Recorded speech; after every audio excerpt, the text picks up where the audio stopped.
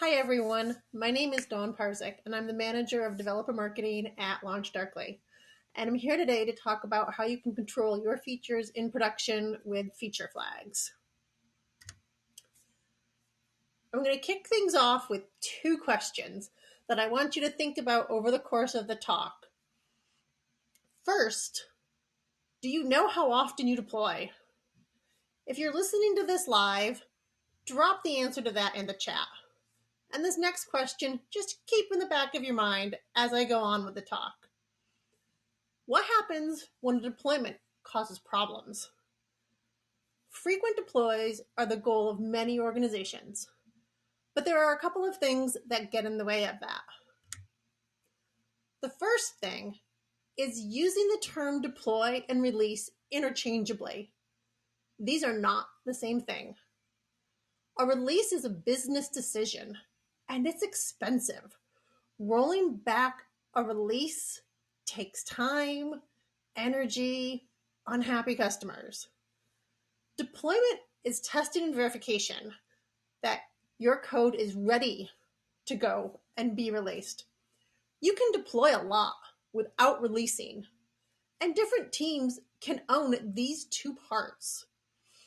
So I'm encouraging you to go ahead and deploy broken code, but please try not to release broken code. Put your code into production and make sure it works there without showing it to customers. The trick to doing this, to deploying broken code, is to use feature flags and progressive delivery. But before we go into what is progressive delivery, I'm going to provide a quick definition of feature flags just to make sure that we've got the foundations in place, because feature flags are one of the foundations of release of progressive delivery. So a feature flag is a control point in your code whose behavior can vary during runtime based on external input. And this is incredibly important as we move through this talk and we get into our demo. Feature flags are key to enabling progressive delivery. Progressive delivery is about delivering changes first to small, low-risk audiences, and then expanding this to larger and riskier audiences. Every step of the way, you're validating these results as you go.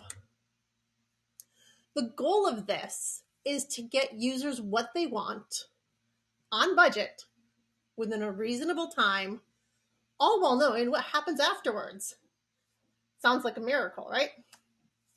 This is done through processes of release progression, validation, and delegation.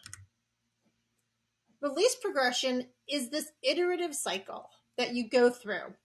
When you think about progressively releasing a feature, you want to go through a set of stages. First, you release the feature behind a flag.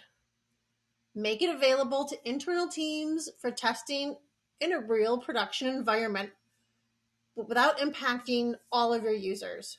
Collect data during this time. Make sure that your observability data is happy. If problems arise, you can iterate, get them resolved, go back and kind of start over again through this process. As code is tested through these iterations, you build confidence. You're gradually turning this flag on for more end user segments. As you're doing this, you're continuing to test and validate along the way until you release this to 100% of your users. Throughout this process, if an error occurs, you can instantly roll back the feature by turning the flag off, again, without end user disruption or needing to redeploy code. What progressive delivery does is it allows you to adjust the number of users that are able to see new features at a pace that is appropriate for your business. And only you and your team can determine what that pace is. What this allows is making smaller changes. Smaller changes, smaller bets, there's less chance of something going wrong enough to be a catastrophic break. Think of this a little bit like playing penny slots. It takes a lot of effort to lose $1,000 at penny slots. Compare that to going to a $100 blackjack table. That $1,000 is going to go very quickly. Larger bets, larger opportunities to kind of have things go awry. Most people aren't going to notice a single loss playing penny slots. But at that blackjack table, you're going to feel that a lot quicker and a lot harder. Making your deployments more granular and smaller means that even if you lose a bet about the feature being ready, it's really not that big of a deal. Progressive delivery helps companies stay competitive by delivering these really small increments of change faster and safer. You've created more checkpoints during your rollout. You have more opportunities for testing and experimenting to improve the quality. Delivering features, though, isn't just about rolling them out to customers. It also includes empowering the right people in your organization who are most closely responsible for the outcome of that feature.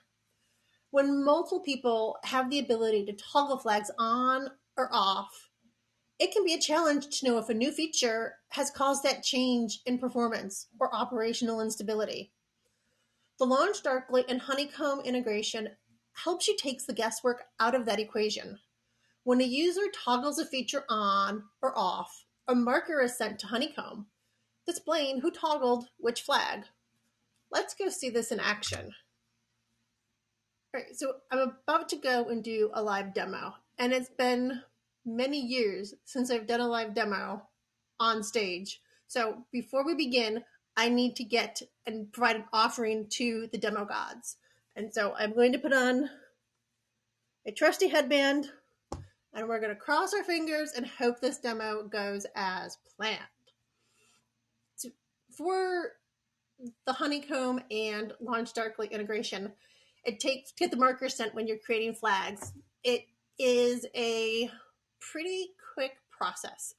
Within your LaunchDarkly account, your environment, you want to click into integrations.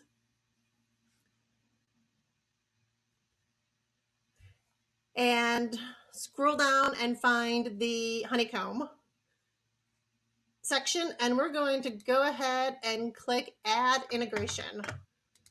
We'll provide a quick name for this. What this requires from Honeycomb is two pieces of information.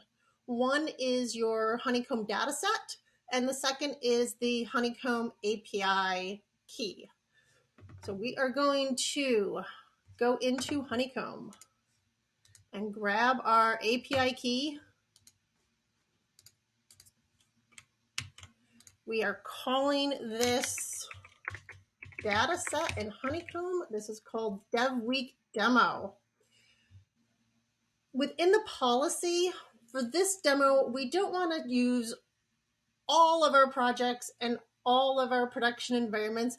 I want only the flag changes that are taking place in this test environment that we have set up. So I am going to change what we have for our resources for the policy statement. This is not a step that you necessarily need to go through, but for our demo today, I only want the flags within the Dawn environment in the support service project to be toggling any changes here. So we're going to update the statement. Yes, I understand the terms and conditions of this. Save the configuration. And then we're going to cross our fingers, go back into here and send a validation request. And we see within LaunchDarkly that our test event was sent successfully. What this should be providing in our Honeycomb data is a marker that indicates that a test event was sent. So if I mouse over this little data point here, we can see that Dawn Parzych generated a test event. So we've got an integration working. We have information going from LaunchDarkly into Honeycomb, but generating a test event isn't what's the meat of the integration. What's more important is getting the markers when a feature is enabled or disabled. So we're going to go back into LaunchDarkly for a moment. I'm going to click on our feature flags. I have a feature flag that I created just a little while ago called Dev Week Demo. This is currently off. I can toggle this feature on.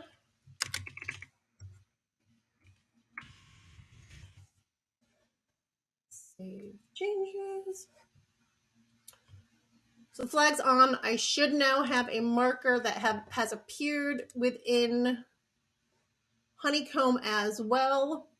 So this is now showing me that Dawn Parzych turned on a flag and turned on which flags. So when you're delegating, enabling, and disabling features to multiple users within Honeycomb, you're very quickly able to see if some operational instability, if there's things that don't look right. Hey, wait a minute, this flag was just turned on and this person turned it on. So you can go back and have them disable that flag or maybe do some additional troubleshooting. The same thing happens if I was to go in and turn this off.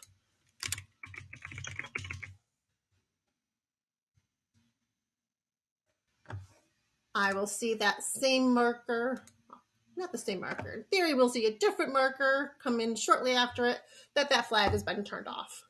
So again, you're able to see, okay, here's when a flag was enabled or disabled, and does it correlate with any anomalies that you're seeing within the Honeycomb data. But markers aren't everything. You also have to deal for failure situations. So we're going to go back in and talk about what you do in the case of a failure. So even with all this advanced planning and feature flags, failures are still going to be encountered because failure happens. What you need to determine, and this is different for every organization, is how much failure is tolerable within your application. You need a plan in place to figure it out. And part of that failure tolerance depends on how crucial your product is and how many people are using it. Now, an electronic health records company may have a much different tolerance than a tower defense game. The amount of downtime that's a deal breaker in those situations can be very different. You can have as many nines of uptime as you want, as long as you're willing to pay for it. What feature flags help you do is turn off portions of a release. Rolling back a release takes time, and that cuts into those valuable minutes that can put your SLOs on the line. Turning the flag off can be done in a few seconds. And flags give you the ability to turn off just a portion of release, the thing that's having problems. They're kind of a built-in safety valve that allows you to roll forwards, not back. We call these circuit breakers. Humans are slow at reacting to emergencies, and that's why we have these circuit breakers that exist. When something goes wrong, you can have the system fail to a safer state rather than causing harm. With LaunchDarkly and Honeycomb integration, you can configure LaunchDarkly triggers to automatically disable a feature when thresholds are exceeded in Honeycomb. I'm going to go through and show you how to go about doing that. So we want to set up a trigger, and that requires some configuration in both LaunchDarkly and in Honeycomb. We want to go into this Dev Week demo flag that I've had created and head over into the settings section. Midway, a little less than midway down the page, we have triggers for the environment that we're in. And we're going to go ahead and add a trigger here. Default comes up, says generic trigger. That's not what we want. We're actually wanting to create a Honeycomb trigger.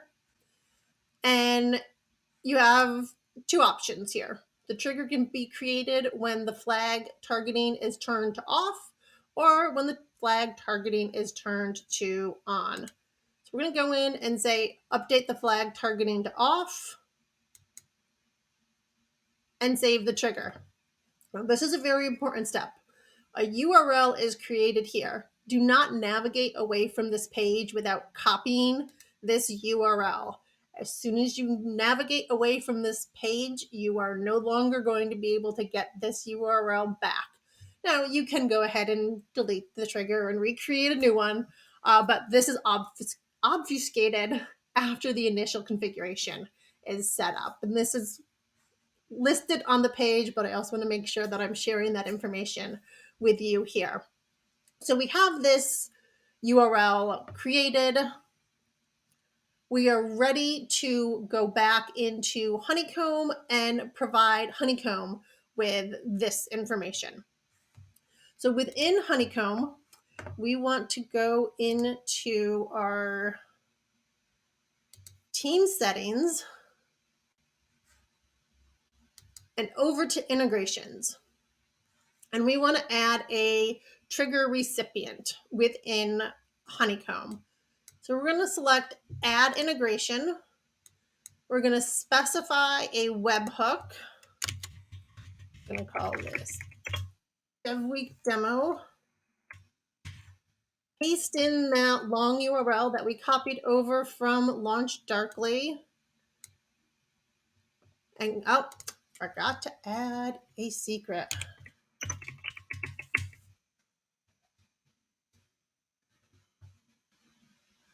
And we've gone ahead and added that into here. I'm going to take a look at our flag to check the state of it. It's currently off. The trigger we just created is to notify us if it is turned off. So I'm going to go ahead and enable this right now, set it to on. And again, cross our fingers. Let's hope this works. If I click on test here, this is going to send a test notification.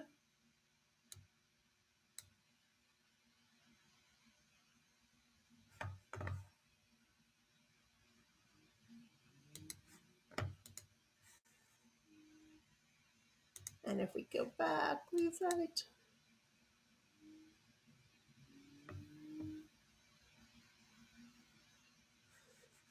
So we now see that that was toggled from the on state into the off state through that test that had been done.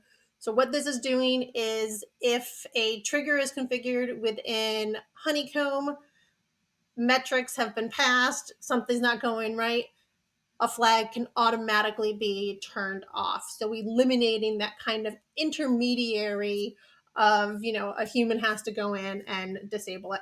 You can also do the opposite and have Honeycomb turn a feature on as well. So just like we set up here, we would, instead of selecting turn a feature off, select the turn a feature on component, and you could have Honeycomb turn features off and on within LaunchDarkly for days on end. So these simple steps are all you need to get your feature flags up and running within LaunchDarkly and getting that marker and trigger configured within Honeycomb. Thank you all for taking the time today to learn about LaunchDarkly and feature flags and our integration with Honeycomb. If you are interested in getting the slides from this as well as a LaunchDarkly t-shirt, you can go to launchdarkly.com/dawn. From the drop-down list, select Honeycomb, and we will send you these slides that include links into our documentation and how all this stuff works, as well as a t-shirt if you're interested. Thank you all very much for your time.